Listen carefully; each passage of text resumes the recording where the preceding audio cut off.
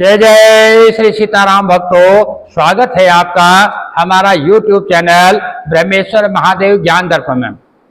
भक्तों, आज हम आपको जो है आषाढ़ मास के कृष्ण पक्ष में जो योगिनी नाम की जो एकादशी आती है उसकी कथा हम आपको सुनाने जा रहे हैं। भक्तों, यदि आप हमारे इस चैनल पर नए हैं, अभी तक आपने हमारे इस चैनल को सब्सक्राइब नहीं किया तो सब्सक्राइब कर लीजिएगा। वीडियो आपको अच्छी लगे तो इसको लाइक कीजिए, ज़्यादा से ज़्यादा लोगों को शेयर कीजिएगा। भक्तों, श्री हरि भगवान विष्णु की जो ये कथाएं हैं, जो एकादशी की जो कथाएं हम सुनाते हैं, ये किसी न किसी जो है पुराणों से जो है ली गई हैं। क्योंकि हरि अनंत हरि कथा अनंता, गाव वही वेद कही सब संता। क्योंकि प्रभु की जो कथाएं हैं वो अनंत हैं, उनकी लीलाएं अनंत हैं, उनके गुण अनंत हैं। भक्तों, ये जो है हम किसी न किसी पुराण से ली हुई कथाएं आपको सुनाते हैं, कोई मनगढ़ंत कथाएं नहीं होती है। इसलिए जो है व्रत के दिन, एकादशी के व्रत के दिन जो है इन कथाओं को जरूर सुनना चाहिए। जो भक्तन किसी कारण से व्रत लेने में असमर्थ होते हैं, उनको भी जो है सवेरे नित्य प्रति उठ करके श्री हरि भगवान विष्णु का पूजन करके संकल्प पूर्वक उनका पूजन करें और जो है कथा श्रवण करें, उनकी पूजा करें, आरती करें। तत्पश्चात जो है उनको भोग अर्पण करें। भोग में जो पत्र पुष्प फूल फल जूस इत्यादि उनको अर्पण करें, उसी को जो है सेवन करके अपना जो है दिनचर्या को निभाएं। भक्तों, कोशिश करें कि एकादशी के दिन जो है अनाज ना खाएं, अन्न ना खाएं, और खास करके चावल तो एकादशी के दिन कभी भूल के भी नहीं खाना चाहिए। भक्तों, इस प्रकार से जो ये योगिनी एकादशी का जो व्रत है की कथा है वो मैं आपको सुनाने जा रहा हूँ। भगवान श्री युधिष्ठिर जी ने भगवान श्री कृष्ण जी से कहते हैं कि आपने जो है ज्येष्ठ मास के शुक्ल पक्ष में जो निर्जला एकादशी आती है उसका महात्म्य आपने हमें सुनाया और मैंने सुना। तो भगवान जो श्री कृष्ण जी से कहते हैं कि आषाढ़ कृष्ण पक्ष की जो एकादशी का जो आती है उसका क्या नाम है, उसको कैसे करना चाहिए, उसको करने का क्या विधान है। हे केशव, मुझे जो है आप जो है मेरी प्रसन्नता से मेरे आगे उसे कहें। तो भगवान श्री कृष्ण जी बोले कि हे राजन, हे धर्मराज युधिष्ठिर जी, तुम्हारे आगे मैं सब व्रतों में उत्तम व्रत कहता हूं। जो व्रत राज जो कहलाता है वो एकादशी होती है, उसमें भी जो है योगिनी एकादशी जो कथा है वो मैं आपको बताता हूं। यह व्रत जो है संपूर्ण पापों का नाश करने वाला और मुक्ति को देने वाला है, श्री हरि के धाम को पहुंचाने वाला है। आषाढ़ के कृष्ण पक्ष में जो है योगिनी नाम की एकादशी होती है।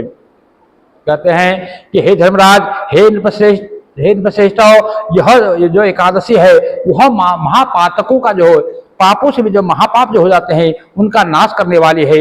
और जो संसार रूपी जो समुद्र में, इस भवसागर में जो डूबे हुए मनुष्य है उनको जो है पार करने के लिए ये सनातन नौका रूप है। और हे नराधिप, तीनों लोकों में यह योगिनी जो है सारभूत है। इसकी पुराणों में जो पापों को हरने वाली कथा है उसे मैं तुम्हारे आगे कहता हूं। हे युधिष्ठिर जी, आप जो है ध्यान लगा करके सुनिए। तो भगवान श्री कृष्ण बताते हैं कि अलकापुरी के स्वामी जो है कुबेर जो थे वो भगवान शिव के अनन्य पूजक थे। उनके पूजन के लिए फूलों को लाने का जो काम था, जो लाने वाला जो हेममालिनी नाम का एक यक्ष था, जो कुबेर देवता जब भगवान का पूजन करते थे तो यक्ष जो हेममालिनी नाम का यक्ष था वो उनके लिए पूजा के लिए फूल लाया करता था। उसकी जो रूपवती स्त्री का नाम विशालाक्षी था, उससे यह प्रीति युक्त होकर के काम के वशीभूत हो गया। मानसरोवर के फूलों का ढेर ला करके जब वो क्या फूल लेने गया और मानसरोवर से जो नाना प्रकार के पुष्पों को ला करके वो अपने घर पर ठहर गया। पत्नी की प्रीति के मारे वो कुबेर के स्थान को नहीं गया, वहां सरोवर से फूल तोड़ के ले आया, उसको घर में रख लिए, लेकिन वहां कुबेर के यहाँ जाने का उसको ध्यान ही नहीं रहा। वो अपनी पत्नी के जो है मोह जाल में फंस गया। कुबेर वहां जो है शिवालय में शिव का पूजन कर रहे थे, तो वो जो है अपना वहां पुष्पों का जो है इंतजार कर रहे थे। हे राजन, मध्याह्न तक फूलों के आने की राह जो है कुबेर देवता देखते रहे। जब मध्याह्न काल हो गया, फूल नहीं आए और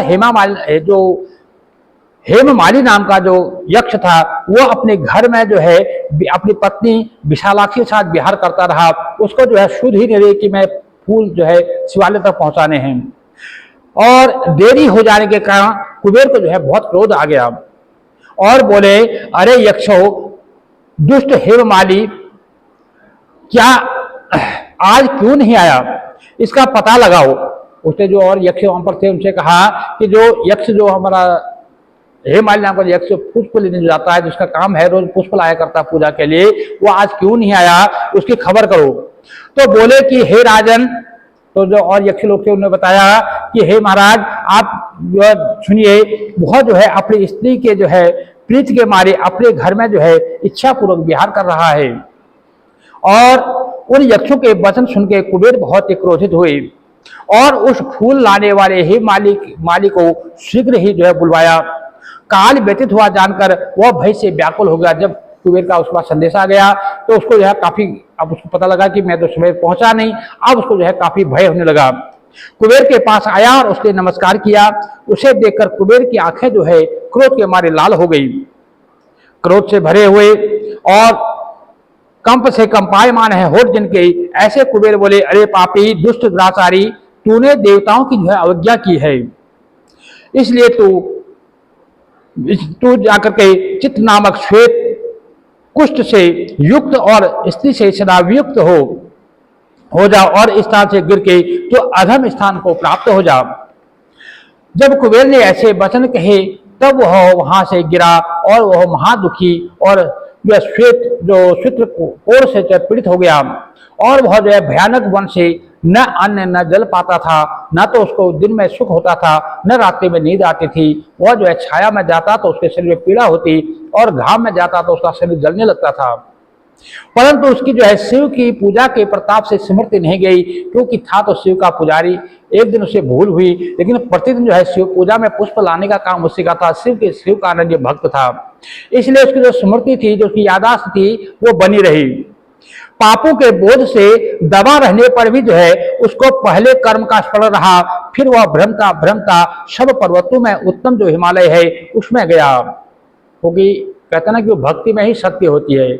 उसने ठीक है पाप कर्म किया, उसको श्राप लगा, लेकिन उसके पूर्व जो किए हुए जो शिव पूजन के जो पूर्व कर्म थे उससे उनको यादाश्त बनी रही। अब वो घूमते घूमते हुए जो है एक दिन हिमालय पर्वत पहुंचा। वहां पर उसने जो है मुनियों में श्रेष्ठ जो तपोनिधि जो मुनि है मार्कंडेय ऋषि को देखा। उसको देखा, उनकी आयु जो है ब्रह्मा के 7 दिन की थी। ब्रह्मा सभा के समान को ऋषि का जो आश्रम था, यानी जो ऋषि का जो आश्रम था, समझ लो कि साक्षात ब्रह्मा जी का ही वो आश्रम हो। और उसमें वो जो हेमाली नाम का जो यक्ष था, जो अब जो है जो कोड़ी जो हो चुका था, वो वहां पर गया और उस पाप कर्म करने वाले से ने जो है दूर से उनके चरणों में नमस्कार किया। वो कोड़ी था, उनको ऋषि को जो है दूर से बैठ करके अपना सर झुका करके, मस्तक झुका करके ऋषि मार्कंडेय जी को उसने नमस्कार किया। तब मार्कंडेय मुनि ने जो मार्कंडेय मुनि थे, उन्हें उस कोड़ी को देख के दयावश उसे बुला के बोले, जो ऋषिवर्थ हैं, क्योंकि जो संत होते हैं वो दयावान होते हैं। तो मार्कंडेय ऋषि जो है उस कोड़ी व्यक्ति को देख करके उनको उस पर दया आ गई। तो वो बोले कि तुझे कुष्ठ किस लिए हुआ है, तू कोड़ी कैसे हो गया और तू किस लिए निंदित हो गया।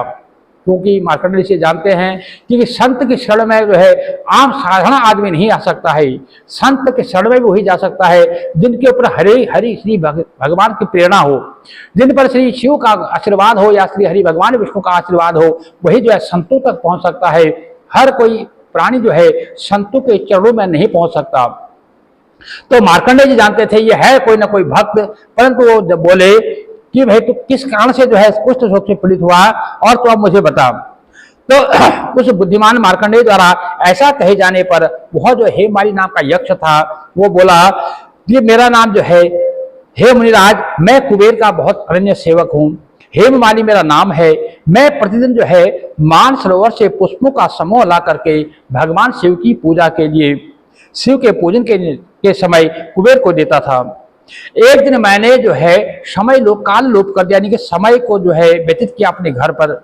मैं मोह में फंस गया था, इसलिए मोह के कारण जो है मैं अपनी पत्नी से प्रीति लगा बैठा और जो है पूजा में न जा पाया, मुझे जो है समय का ध्यान नहीं रहा। तो इसलिए जो है स्त्री के सुख में लगा हुआ मैं काम से व्याकुल हो गया था।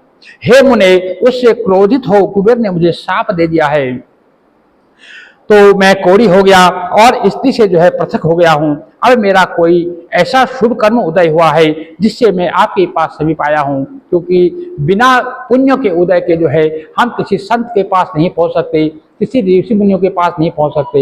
हम संतों के पास तभी पहुंचते हैं, या संत कोई हमें संत दर्शन तभी होता है जब हमारे कोई बहुत बड़े पुण्य उदय होते हैं, तब हमें संतों के दर्शन हो पाते हैं। तो सज्जन का चित्त स्वभाव से ही पराये उपकार में जो समर्थ होता है, तो जो मार्कंडेय ऋषि थे वो मुनिश्रेष्ठ मुझ पापी की जो है शिक्षा दीजिए। अब वो जो हेमाली नाम पर यक्ष था वो उनसे गिड़गाने लगा, कहने लगा कि हे मुनिश्रेष्ठ, आप जो है उदार है, आप जो है ऋषि है, आप जो है कुछ ऐसा मुझे उपाय बताइए जिससे जो है मेरा ये जो कुष्ठ रोग है इसे दूर हो, मेरे पति से जो है वापस मिलन हो और मैं वापस जो है अपने शिव भक्ति में जा सकूं। तो जो मार्कंडेय ऋषि थे वो बोले कि तुमने सत्य कहा है, झूठ नहीं कहा है, इससे मैं तुझे तेरे कल्याण को देने वाला व्रत का उपदेश करता हूं। तो ऐसा करे, आषाढ़ के मास में जो योगिनी नाम की जो एकादशी का व्रत कर, उस व्रत के पुण्य से तू निश्चय ही जो है कुष्ठ रोग से छूट जाएगा। इसलिए सभी संत जन आज भी आज्ञा देते हैं, किसी को अगर कोई कुष्ठ इत्यादि रोग हो जाए तो उनको जो है जो आषाढ़ मास के कृष्ण पक्ष में जो एक योगिनी एकादशी आती है उसका व्रत करने की सलाह दी जाती है। तो वही जो मार्कंडेय ऋषि कहते हैं, तू जाकर के जो है आषाढ़ के कृष्ण पक्ष में योगी नाम की एकादशी है उसका व्रत कर, जिससे तेरा कुष्ठ रोग छूट जाएगा। मुनि का यह वचन सुनकर पृथ्वी में जो है दंडवत प्रणाम किया। जो हेमाली नामक जो यक्ष था वो पृथ्वी जो है साक्षात दंडवत होकर के उसने मुनि को प्रणाम किया और मुनि ने उसे उठाया और वह बहुत ही प्रसन्न हो गया। मार्कंडेय मुनि के उपदेश से उसने उत्तम व्रत को जो है योगी नाम का जो एकादशी का व्रत है उस व्रत को किया। उसके प्रभाव से जो है वो फिर देव रूप हो गया, वो यक्ष था वापस जो है फिर यक्ष को रूप हो गया। इसलिए से उसको वापस संयोग प्राप्त हुआ और वो उत्तम सुख को भोग लगा। तो इस प्रकार से भगवान श्री कृष्ण जी युधिष्ठिर जी कहते हैं कि हे नृपश्रेष्ठों, ऐसा योगिनी का जो व्रत है मैंने तुमसे कहा है, जो 88,000 ब्राह्मणों को भोजन कराता है उसके जो फल को योगिनी का व्रत करने वाला प्राप्त कर लेता है। अर्थात 88,000 ब्राह्मणों को भोजन कराने का जो फल है वो मात्र जो है आप एकादशी जो है योगिनी एकादशी का व्रत कर लेते हैं तो आपको 88,000 ब्राह्मणों को भोजन कराने के बराबर का फल उसको प्राप्त हो जाता है। महापापों को नाश करने वाली और बड़े पुण्य फल को देने वाली आषाढ़ कृष्ण पक्ष की जो एकादशी है उसका जो है महत्व मैंने तुमसे कहा। हे युधिष्ठिर जी, आप भी जो है इस व्रत को करो ताकि जो है नाना प्रकार के जो आपको कष्ट है इनसे आपको छुटकारा मिले और जो है हरि की भक्ति प्राप्त हो। इसलिए हे भक्तों, सभी भक्तों में मेरा यही निवेदन होता है, आप जो है कोई व्रत करो या ना करो लेकिन एकादशी का व्रत जरूर करो। जिसने एकादशी का व्रत कर लिया समझो उसने सारे तीर्थ कर लिए, उसने सारे व्रत कर लिए, उसने सारे पुण्य इकट्ठे कर लिए। तो ये जो योगिनी एकादशी की जो कथा है वो हमने सुनाई। ये जो है ये इस कथा को जो पढ़ता है अथवा जो सुनता है उसको जो है अश्वमेध यज्ञ के बराबर के फल की प्राप्ति होती है। इसलिए ये जो योगिनी जो एकादशी की जो कथा है, ये जो कथा हमने आपको बताई, ये ब्रह्म वैवर्त पुराण से जो है ली गई है। क्योंकि मैंने बताया कि जो भी हम कथा सुनाते हैं वो किसी न किसी पुराणों के अंतर्गत से ली गई होती है, उसी कथा को हम सुनाते हैं। ये जो कथा हमने सुनाई ये ब्रह्म वैवर्त पुराण से जो है ली गई है और इस कथा का सार है, इसको जो भी सुनता है, जो इसको कहता है उसको जो है अश्वमेव यज्ञ के बराबर के फल की प्राप्ति होती है। इसलिए भक्तों, इस कथा को जरूर सुनाएं और अपने प्रियजनों को जरूर सुनाएं, क्योंकि इस कथा को जितना आप शेयर करेंगे इतना आप सुनते हैं उसका फल आपको मिलता है। आप इस कथा को दूसरे को सुनाते हैं, आप इसको दूसरे को शेयर करते हैं, वो भी इस कथा को सुनता है तो उसका पुण्य का आधा फल जो है वो आपको प्राप्त होता है। इसलिए मेरा सबसे निवेदन होता है इस कथा को जो है ज्यादा से ज्यादा को शेयर कीजिएगा, अपने प्रियजनों को शेयर कीजिएगा ताकि सबका कल्याण हो। भक्तजनों, यदि आपको कथा अच्छी लगे, वीडियो अच्छी लगे तो इसको लाइक जरूर कीजिएगा और ज्यादा से ज्यादा लोगों को शेयर कीजिएगा। यदि अभी तक आपने हमारे इस चैनल को सब्सक्राइब नहीं किया, सब्सक्राइब कर लीजिएगा ताकि जो भी हमारी आने वाली नोटिफिकेशन हो वो सबसे पहले जो है आप तक प्राप्त हो। भक्तों, भगवान श्री हरि विष्णु जो है अपने चरणों की जो है आपको भक्ति प्रदान करे। जय जय श्री सीताराम भक्तों।